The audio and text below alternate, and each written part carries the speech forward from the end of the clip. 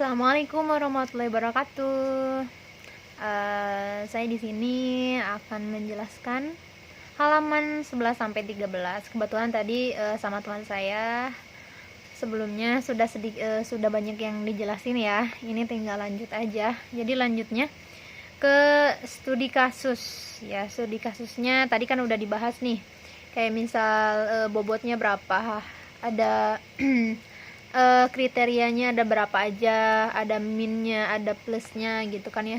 Beberapa kriteria ada kemampuan berkomunikasi, ada tanggung jawab, ada kesopanan, ada juga pengalaman. Nah, di sini kita langsung ke penilaian. Nah, ini dari banyaknya calon karyawan yang melamar di PT Jupri ini, kita ambil 4 contoh ya yang kita bikin buat penerapan di CPI atau Composite Performance Index. Nah, dalam penyeleksian calon karyawan terbaik ini, data ini kita ambil dari HRD ya. Jadi di antara yang 4 orang ini yang masuk ke sini itu datanya dia udah lulus tes ke pihak HRD-nya gitu. Ini tinggal penyeleksiannya aja. Nah, lanjut.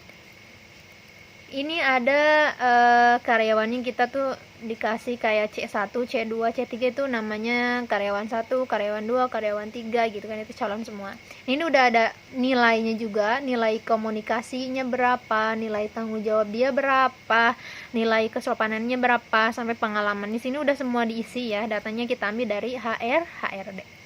Nah, tren pada kriteria kemampuan berkomunikasi ada yang plus, ada yang min. Nah, ini kalau yang plus, dimana semakin tinggi nilai akan semakin baik. Nah, trennya, rumusnya nilai N dibagi nilai min dikali 100. Nilai N itu nilai yang tadi dimasukin, yang tadi ada tertera, yang kita udah punya datanya, dibagi nilai minim. Gitu. Nilai minimnya kan 60 ya. Kalau di bawah 60 belum sih, maksudnya nilai minimnya 60 gitu kan. Kalau 60 ke bawah kan itu udah sangat kurang gitu. Jadi kita ambil 60. Nah, di sini ada hitungannya. 60 dibagi 60. Kenapa 60? Karena dia nilainya 60 juga gitu kan. Tadi nilai N-nya berapa? 60 dibagi nilai minimnya 60 gitu. Kan 1 ya. Nah, dikali 100 jadi hasilnya 100. Lanjut lagi, ada yang nilainya 80 dibagi 60 ya. Untuk calon karyawan 2 terus dikali 100 juga, hasilnya 133,3. Terus sampai ke angka yang mungkin semua angka kita masukin ke rumus tersebut ya. Nah, tren yang plus dan juga ada yang tren nilai kesopanan yang min, dimana semakin rendah nilai akan semakin baik gitu. Jadi nilai min sama ya, nilai min dibagi nilai N dikali 100 gitu. Jadi yang ini yang nilai di bawah nilai minimal gitu, nilai minimalnya kan 60, ini dia dapat nilainya 50, ini dapat nilainya di bawah 60 gitu. Jadi masuknya ke tren kriteria yang min ya. Nah, ini juga sama, dihitung semua data kayak tadi. 50 misal nilainya dibaginya 50 lagi, terus 1 dikali 100 jadinya 100, itu udah ada ya, tinggal dibaca lagi. Nah, di sini kita lanjut ke nilai, masuk ke nilai CVA. Jadi memasukkan, kita jadi tahu nih orang itu nilainya berapa. Itu jadi dari semua kriteria yang ditilai oleh ditilai oleh sama HRD dan dimasukin. Nah, perhitungannya nilai kriteria yang tadi dia dapat, terus 1 dikali bobotnya berapa, ditambah nilai kriteria 2. Jadi kriteria tadi yang 1 ada kemampuan berkomunikasi, ada kesopanan, ada pengalaman gitu, itu masuknya ke nilai kriteria. Nah, terus nilai kriteria dikali bobot, ditambah nilai kriteria 2 dikali bobot, nilai kriteria 3 dikali bobot, itu terus sampai bobot sampai nilai kriteria keempat gitu. Nah, perhitungan ID calon, jadi C1 kita hitung dulu C1 ya. Yang tadi udah ada rumusnya di atas, nilai kriteria 1 dikali bobot. Nah, nilai kriteria 1 dia dapatkan tadi nilai kriteria dia 100 ya. Dari mana 100? Kita tadi udah menghitung nilai kriteria di atas yang tadi dia dapat 100, nilai N dibagi nilai minim dia dapat 100. Nah, masukinnya di sini nilai kriteria 1 karena itu masuk ke kriteria 1. Nilai kriteria 1 dikali bobot berarti 100 dikali 0,35. 0,35 dari mana nih? Nilai bobotnya 0,35.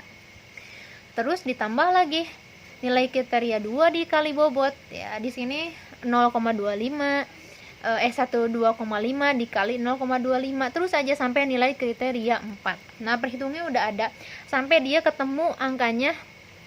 Contoh yang CVI 1 ya, yang C1 nilainya itu 98,9.